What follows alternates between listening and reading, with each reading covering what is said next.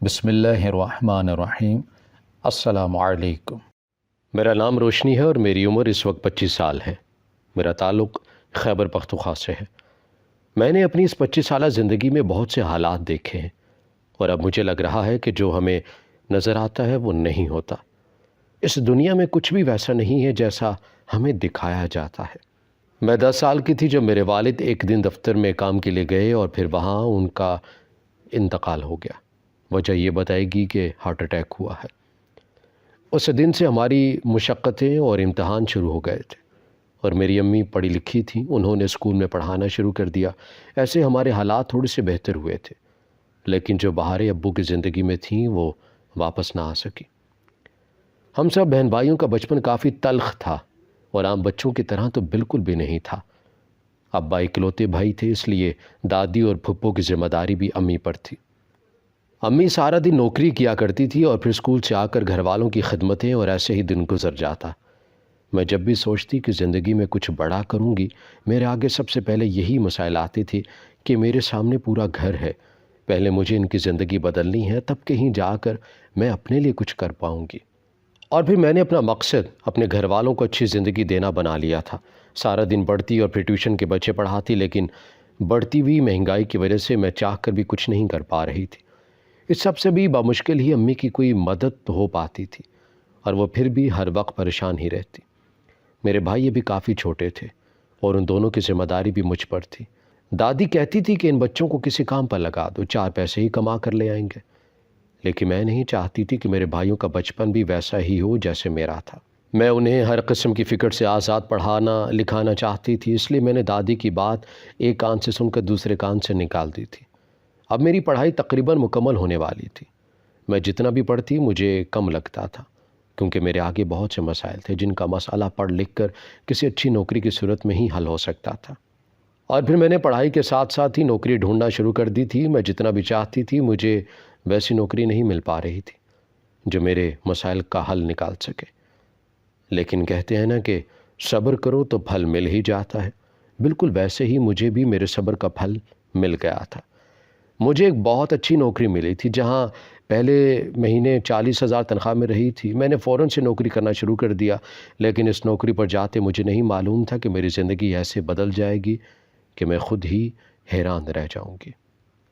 مجھے دفتر آتے ابھی کچھ دن ہی ہوئے تھے جب مجھے لگا کہ کوئی ہے جس کی نظروں کے حصار میں مسلسل ہوں۔ مجھے سمجھ نہیں آ رہا تھا اور نہ ہی کوئی دکھ ہو رہا تھا، لیکن میں محسوس تو کر سکتی تھی کہ کوئی تو ہے جو مجھے ہر جگہ دیکھ رہا ہے اور نظر رکھ رہا ہے۔ دوسری طرف میں اپنی پریشانیوں میں تھی کہ کوئی مجھے ہی کیوں دیکھے گا اور مجھ پر ہی کیوں نظر رکھے گا۔ ایسی کشمکش میں مزید کچھ دن گزر گئے تھے اور 1 مہینہ پورا ہو گیا۔ جب مجھے پہلی تنخواہ ملی میں خوشی خوشی گھر گئی تھی۔ اسی دن میرے گھر میں سب خوش تھے۔ میں نے آدھی تنخواہ اماں کے ہاتھ پر رکھی اور باقی آدھی سے سب گھر والوں کے لیے کچھ نہ کچھ خرید کر لے آئی۔ اس دن تو جیسے ہمارے لیے عید تھی۔ اب میں مزید لگن سے کام کرنے لگی تھی۔ زندگی بہت پرسکون ہو گئی تھی، لیکن وہی ایک مسئلہ تھا کہ آخر وہ تھا کون جو مجھے اب بھی اپنے حصار میں رکھے ہوئے تھا۔ میں جب بھی کینٹین پر جاتی تو وہ لوگ بل نہیں لیتے کہ آپ کا بل ادا ہو چکا ہے۔ ایک دم سے کمپنی کی طرف سے مجھے آنے جانے کی سہولت بھی فری کر دی گئی۔ وہ پہلے اسٹاف سے آدھے پیسے لیا کرتے تھے، لیکن اب میرے لیے یہ سہولت بھی ختم ہو گئی تھی۔ اگر کمپنی کی باس لڑکی نہ ہوتی تو شاید مجھے شک ہو سکتا تھا کہ یہ باس ہے، لیکن اب کون ہو سکتا تھا؟ اور پھر ایک دن بلی تھیلے سے باہر آ ہی گئی۔ میں اپنے آفس میں بیٹھی کام کر رہی تھی جب وہ مخصوص نظر مجھے خود پر محسوس ہوئی۔ میں نے یکدم سر اٹھا کر دیکھا تو پیچھے جو انسان تھا اسے دیکھ کر میں حیران رہ گئی۔ وہ ہماری کمپنی کے مینیجر تھے، ان کا نام موہد تھا۔ میں تو پریشان ہی ہو گئی کیونکہ مجھے بالکل بھی امید نہیں تھی کہ وہ انسان موہد ہوں گے۔ میں ان کے پاس گئی، ان کو کہا کہ آپ مجھے اتنے دن کیوں گھورتے رہے؟ میرا اتنا اعتماد دیکھ کر بھی وہ بالکل نہیں ڈرے اور مجھے ہنوز دیکھتے رہے، اور پھر کہا کہ آپ کو کیسے یقین ہے کہ وہ میں ہی تھا جو آپ کو گھور رہا تھا؟ میں نے انہیں دیکھا جو مجھ سے زیادہ بڑے نہیں تھے اور ایک اچھے خاصے خوش شکل نوجوان تھے۔ میں نے انہیں کہا کہ میں اس نظر کو اپنے اوپر محسوس کر سکتی ہوں، باقیوں کی نظر ویسی نہیں ہے جو مجھے محسوس ہوتی ہو۔ ایک لمحے کو اپنا اعتماد دیکھ کر میں بھی ڈر گئی تھی کہ اگر وہ یہ نہ ہوئے تو اس نوکری سے بھی نکال دیے جاؤں گی، یا پھر ہو سکتا ہے ذلیل کر دیں، کیونکہ وہ اتنی بڑی کمپنی کے مینیجر تھے، لیکن اب تو میں کہہ چکی تھی اس لیے ان کی آنکھوں میں دیکھنے لگی، اور وہ جنہیں ڈرنا چاہیے تھا وہ کہنے لگے کہ اچھا اب آپ کو میری نظر کی بھی پہچان ہو گئی ہے۔ کمال ہے۔ مجھے ان کا اتنی ایمانداری سے کہنا اچھا لگا تھا، اور پھر انہوں نے اعتراف کر لیا کہ ہاں وہ وہی تھے جو پہلے ہی دن سے اسے گھور رہے تھے اور میرے لیے سب اچھا کرنے کی کوشش کر رہے تھے۔ وہ مجھ سے شادی کرنا چاہتے تھے۔ میں نے انہیں کہا کہ یہ تمام باتیں میری امی کے ہاتھ میں ہیں، آپ ان سے بات کریں تبھی میں کچھ کر سکتی ہوں۔ لیکن اس بات پر موہد نے کہا وہ تو اپنی طرف دیکھ لیں گے، لیکن رشتہ لینے جانے سے پہلے وہ پوچھ لینا چاہیے تھا نا کہ کہیں میں منگنی شدہ تو نہیں ہوں، یا پھر ان کے رشتہ لانے سے میرے لیے کوئی مسئلہ تو نہیں ہوگا نا۔ اگر انہیں یہ ڈر نہ ہوتا تو وہ کب کا رشتہ بھجوا چکے ہوتے۔ میں نے ان کی طرف دیکھا تھا اور ان کی خوبصورت آنکھیں ایک ایک لفظ کے سچے ہونے کا ثبوت دے رہی تھی۔ میں نے انہیں بتا دیا کہ میرے گھر کے کیا حالات ہیں اور میں پہلے اپنے بھائیوں کو پڑھانا چاہتی ہوں اور ان کی تعلیم مکمل ہونے میں ابھی کچھ وقت ہے، تب تک میں شادی نہیں کر سکتی، اور اگر انہیں مجھ سے شادی کرنی ہے تو 1 سال رکنا ہوگا، اور 1 سال بعد جب میرے بھائی کسی نوکری پر لگ جائیں گے تب اگر پھر بھی موہد کا دل مجھ سے شادی کرنے پر آمادہ ہوا تو رشتہ لے آئیں۔ موہد نے اس کی شرط کو سر آنکھوں پر رکھا اور حامی بھر لی۔ وہ میرا انتظار کریں گے اور مجھے بالکل بھی تنگ نہیں کریں گے۔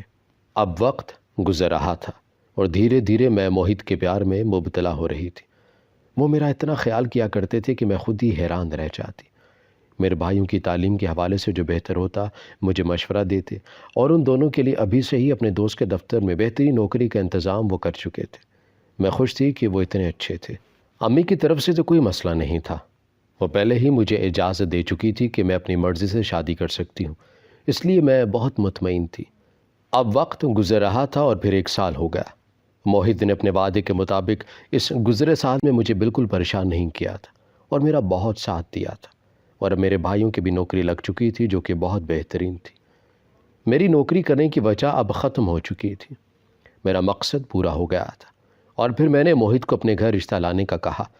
وہ تو جیسے میرے ہی ایک ہی اشارے کے منتظر تھے، فوراً سے ہاں کر دی اور 2 دن بعد ہی میرے گھر آ گئے۔ ان کے ساتھ موجود خاتون کو دیکھ کر مجھے رشک ہوا تھا کہ ان کی امی اس عمر میں بہت کم عمر کی لگا کرتی تھی، لیکن مجھے بعد میں پتہ لگا کہ وہ موہد کی امی نہیں تھی بلکہ ان کی بہن روبی آپا تھی جو کنواری تھی۔ ان کی شادی کچھ خاص وجوہات کی بنا پر نہیں ہو سکی۔ میں انہیں کافی دیر باغور دیکھتی رہی تھی۔ وہ کم از کم 45 سال سے اوپر تھی، اور کوئی بھی اس بات کا یقین کر سکتا تھا کہ وہ موہد کی ماں ہی ہیں۔ انہوں نے میرے تاثرات سے جان لیا تھا کہ میں انہیں موہد کی ماں سمجھ رہی تھی۔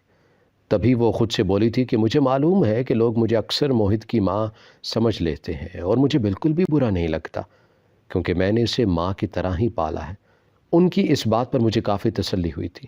انہوں نے ہی بتایا کہ موہد کے والدین کی وفات ہو چکی ہے اور اس کی 2 چھوٹی بہنیں اپنے گھروں میں تھیں اور کافی مصروف تھیں، اس لیے رشتہ لینے صرف روبی آپا ہی آئی تھی۔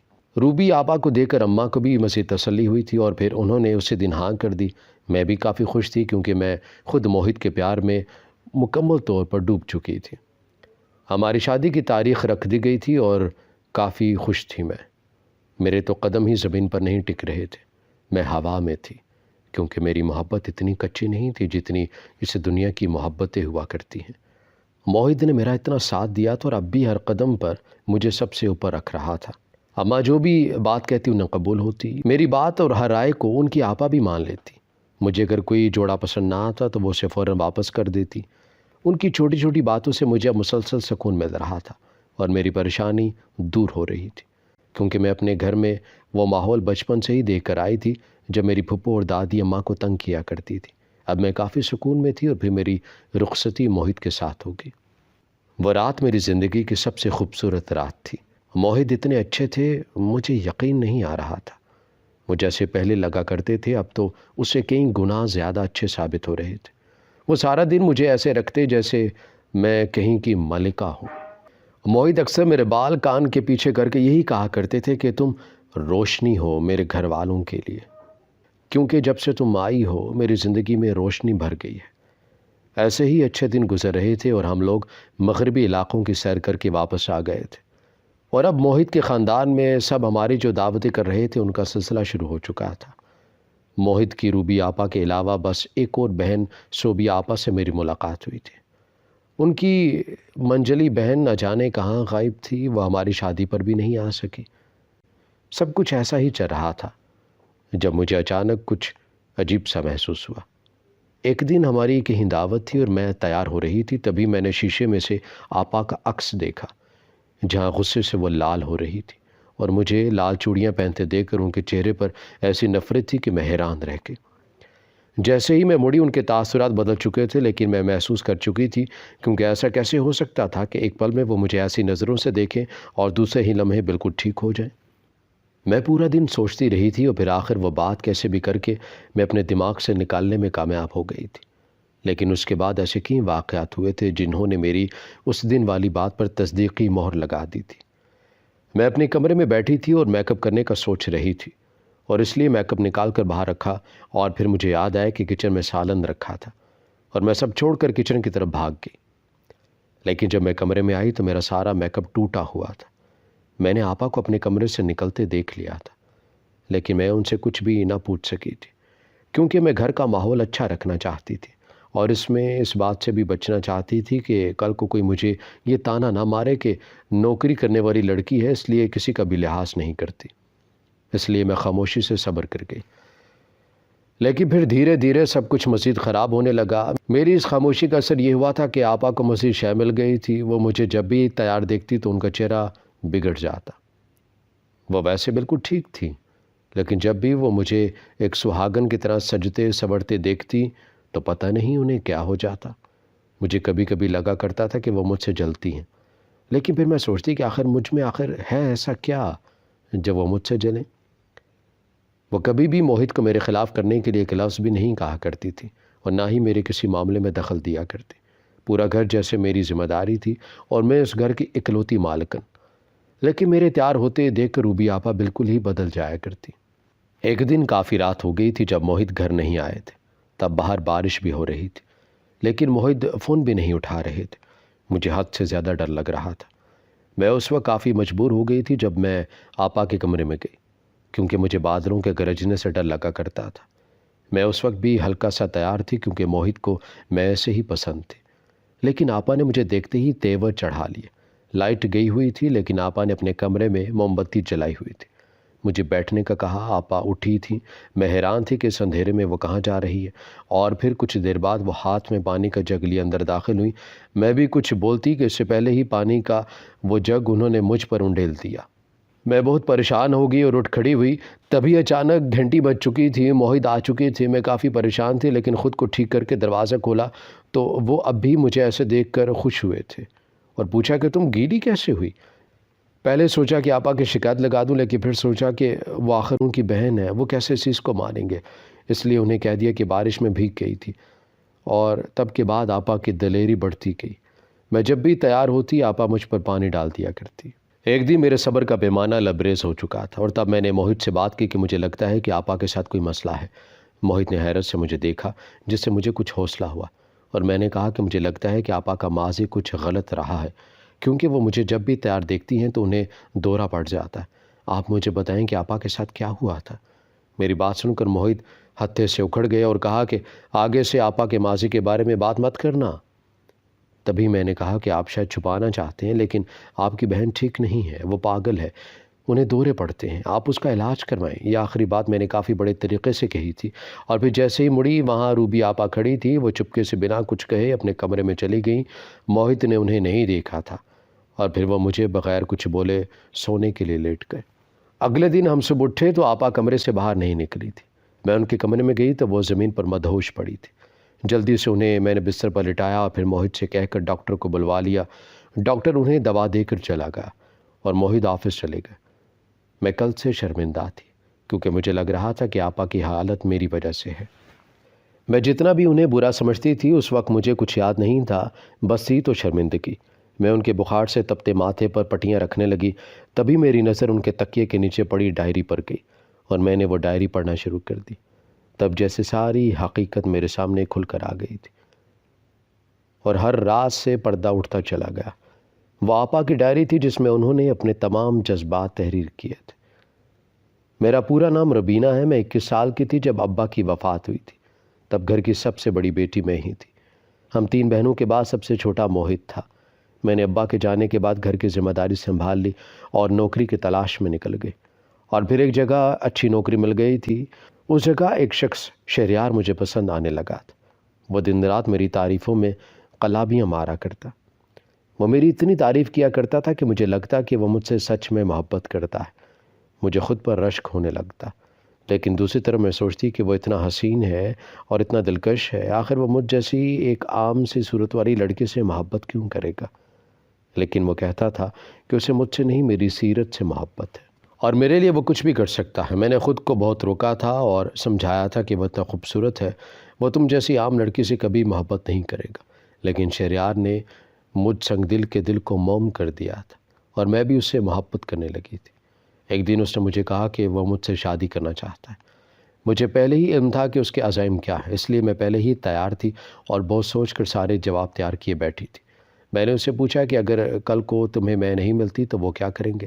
تب شہریار نے کہا کہ اگر مجھے حاصل نہ کر سکے تو دنیا چھوڑ دیں گے، کیونکہ ان کی آخری اور پہلی منزل میں ہی ہوں۔ میں ان کا سکون ہوں اور میں ہی ان کی بے قراری ہوں، اس لیے وہ میرے بغیر جینے کا تصور بھی نہیں کر سکتے۔ میں ان کی یہ باتیں سن کر اکثر 7ویں آسمان پر اڑنے لگتی۔ میں نے شہریار کو گھر کے رشتہ لانے کا کہا تو وہ جیسے میرے ایک اشارے کے لیے تیار بیٹھے تھے۔ اگلے دن اپنے گھر والوں کو لے کر آ گئے، سب نے پسند کر لیا تھا اور اس طرح ہمارا رشتہ پکا ہو گیا تھا۔ تب شہریار روز ہمارے گھر آتے۔ امی نے ان کے گھر والوں سے شادی کی بات کی اور پھر 1 مہینے بعد تاریخ رکھ دی گئی۔ لیکن پھر ہم سب کو حیرت کا ایک اور جھٹکا لگا جب علم ہوا کہ شہریار نے شادی آگے کرنے کا کہا ہے۔ میں کافی پریشان ہوئی تھی، لیکن آخر کر بھی کیا سکتی تھی۔ میں نے فیصلہ کیا تھا کہ میں شہریار سے خود یہ بات کروں گی، کیونکہ اب وہ مجھ سے زیادہ بات نہیں کرتے تھے اور بھاگا کرتے تھے، لیکن اب بھی وہ روز میرے گھر چکر ضرور لگایا کرتے۔ ایک بھی دن ناغہ نہیں کیا تھا انہوں نے۔ اب میں نے سوچا کہ ان سے پوچھ ہی لوں کہ آخر مسئلہ کیا ہے۔ تب اگلے دن جب شہریار گھر آئے تو امی نے انہیں باہر باغ میں بٹھایا۔ میں ان سے ملنے گئی تو وہاں پہلے ہی جو منظر چل رہا تھا وہ دیکھ کر میں حیران ہو گئی اور بے ہوش ہونے سے بچ گئی۔ وہاں میری بہن زارا اور شہریار جس طرح ہاتھ میں ہاتھ ڈالے بیٹھے تھے، وہ دیکھ کر مجھے ایک لمحے میں سمجھ آ گیا تھا کہ معاملہ کیا ہے۔ میں آگے بڑھی اور زارا کو زوردار تھپڑ رسید کیا اور کہا کہ تمہیں شرم نہیں آتی اپنی بہن کا حق مارتے ہوئے؟ کتنی شرم کی بات ہے نا۔ اور آپ شہریار، آپ کو تو مجھ سے پیار تھا نا، تو یہ سب کیا ہے؟ شہریار نے کہا کہ دیکھو، میں پہلے تم سے ملا تو لگا کہ تم میری محبت ہو، لیکن جب میں زارا سے جب اس کو میں نے دیکھا تو مجھے لگا کہ میں پاگل تھا جو تمہارے ارد گرد گھوم رہا تھا۔ یہ تم سے زیادہ حسین اور ذہین تھی۔ مجھے تمہارا اب کیا کرنا ہے؟ میں ان کی باتیں سن کر صدمے میں جانے لگی۔ جب میں نے پیچھے کھڑی اپنی امی کو دیکھا جو یہ سارا منظر اپنی آنکھوں سے دیکھ چکی تھی۔ امی اس رات کمرے میں بند ہو گئی تھیں اور اگلے دن ان کی لاش نکلی۔ زارا کو تب بھی شرمندگی نہیں ہوئی تھی اور اس نے 40ویں کے بعد شہریار سے شادی کر لی۔ تب سے مجھے یہ دنیا اور سجتی ہوئی عورتیں بری لگتی ہیں۔ روبی آپا کی باتیں پڑھ کر میں تو رو پڑی تھی۔ پھر میں نے ان کے ساتھ بہن والا سلوک کرنا شروع کر دیا تھا، اور اب اس بات کو 3 سال گزر گئے۔ آپا اب بالکل ٹھیک ہے اور خوش ہیں۔ 2 سال پہلے زارا اور شہریار گھر آئے تھے اور آپا سے معافی مانگی تھی۔ زارا آپا بانجھ تھی اور شہریار کو جب پتہ لگا تو اس نے انہیں طلاق دے دی، اور پھر روبی آپا سے کہا کہ انہیں اپنی غلطی کا احساس ہو گیا ہے۔ روبی آپا نے سب کو معاف کر دیا تھا اور زارا آپا کو گھر آنے کا کہا تھا، لیکن نہ جانے وہ کہاں گئی۔ آج تک ان کی تلاش جاری ہے۔ ہماری ویڈیو اگر آپ کو پسند آئی ہے تو ضرور لائک کیجیے، اپنی رائے دینا چاہیں تو کمنٹس کیجیے، اچھی لگے تو شیئر کیجیے۔ اس کے ساتھ ساتھ اگر آپ نے ہمارا چینل سبسکرائب نہیں کیا تو ضرور کیجیے اور بیل آئیکن پر لازمی کلک کیجیے تاکہ ہماری ہر آنے والی ویڈیو آپ تک بر وقت پہنچ سکے۔